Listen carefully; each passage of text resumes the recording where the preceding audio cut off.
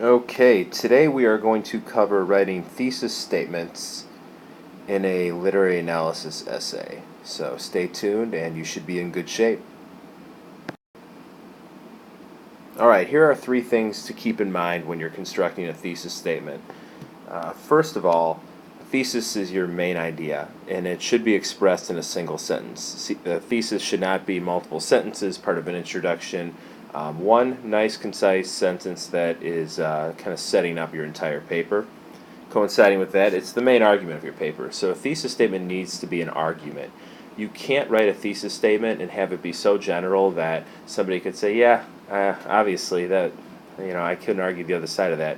It needs to be something that is going to require you to take a stand. And likewise, number three, it shouldn't be a shopping list. So if you are taking a stand in your thesis statement, you shouldn't be listing, I agree with this, or this is right, or this is wrong, because of 1, 2, 3, 4, 5, 6, and 7 reasons. Keep it general in a sense where it's still argumentative, but at the same time, you're not leading us too much into the details of your essay. A couple more things to keep in mind when you're constructing a thesis statement. 4 there says that your thesis should set up your essay. We kind of already covered that. Again, it's the main argument of your paper, and everything else that comes after it should fall right in line.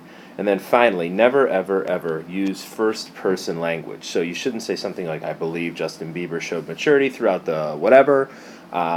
Maybe you're going to write an essay on Justin Bieber, and that's perfectly okay, but don't use this language here, I believe.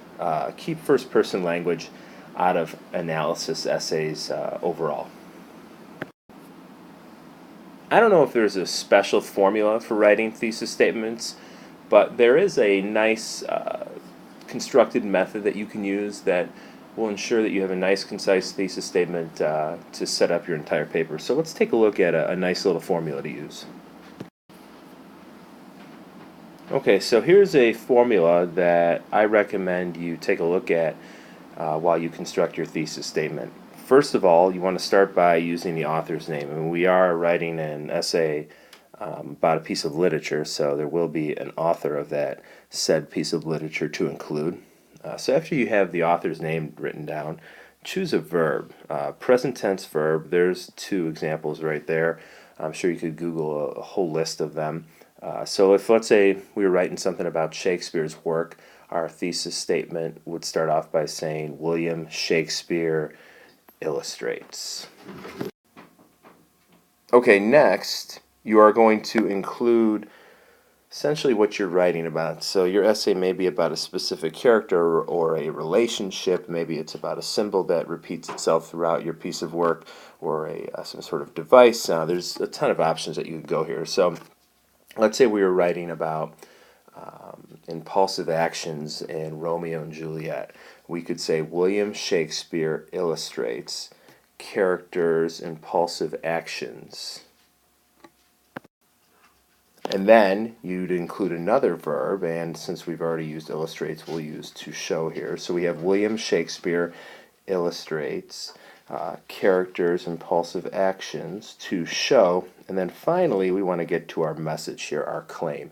And this is that piece of the thesis statement that needs to be arguable. You're going to take one side, whereas there could be somebody else in your class or somewhere else, in the planet that is going to take the other side of the argument. So again, claim here needs to be arguable.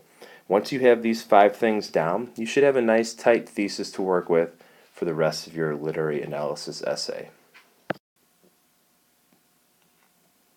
Okay, so let's take a look at a couple of thesis statements that have already been drawn up for you that use the formula we demonstrated before. Okay, so we want to start off with the author's name, right? So we have Susan Collins. She wrote all those great Hunger Game books, Catching Fire, Mockingjay. Obviously, you might know the movies. The last one is slated to come out here pretty soon. J.J. Abrams, he's the director. He's also one of the writers for the new Star Wars flick, The Force Awakens. So we have our author's name, checks out.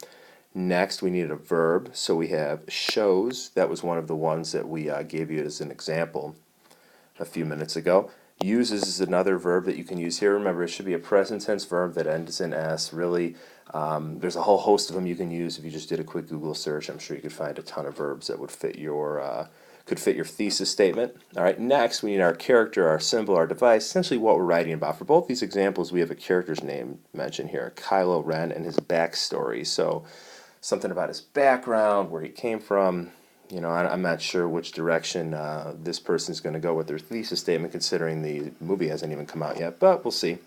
And then down below here with Susan Collins' thesis statement, we have Katniss's rise. So obviously she's a figure that kind of starts from humble beginnings and works her way up the ladder and becomes kind of a prominent figure in society. Spoiler alert, I'm sorry if I ruined anything for you.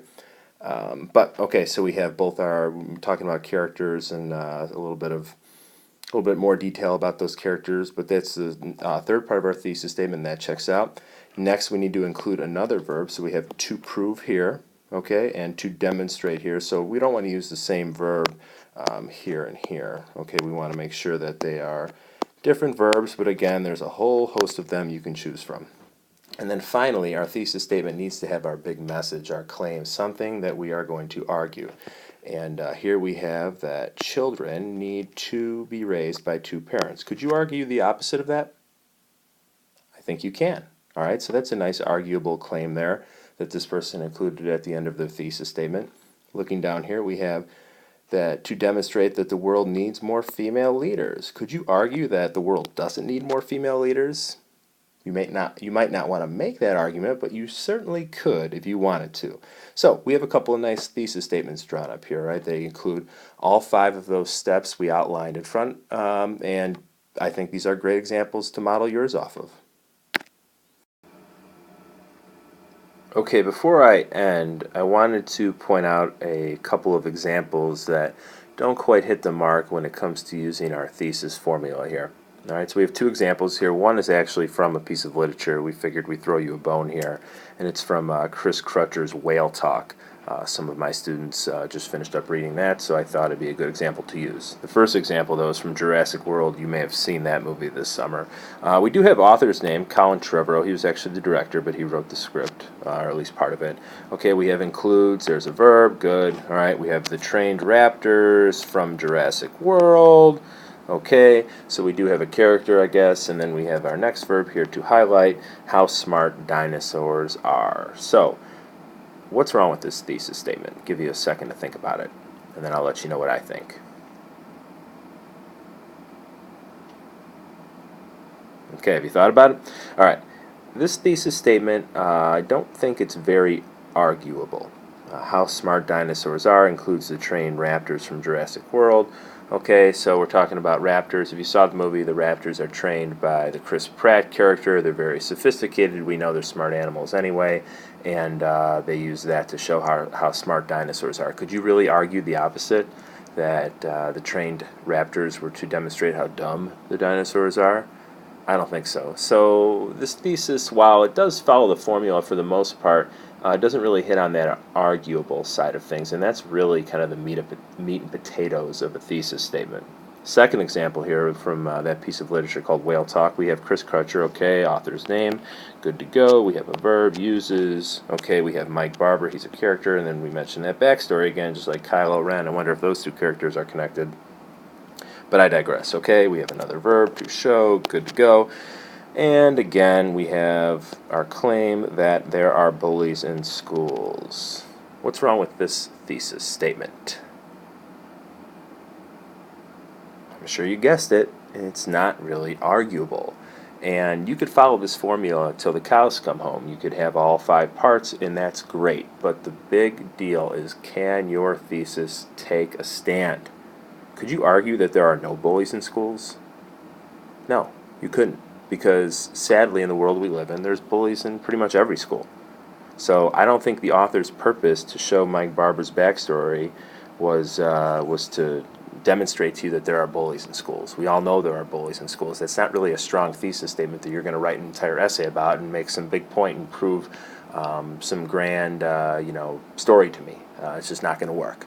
So both these thesis statements, while they did follow the formula that we outlined for you, they're not really strong statements that we can write an entire essay about and make a big argument about. So wanted to point that out to you before you move on, because it's really important that you get that claim portion of your thesis down. Okay, thanks for watching. Stay tuned for further videos on literary analysis work, including topic sentences and support statements. Take care.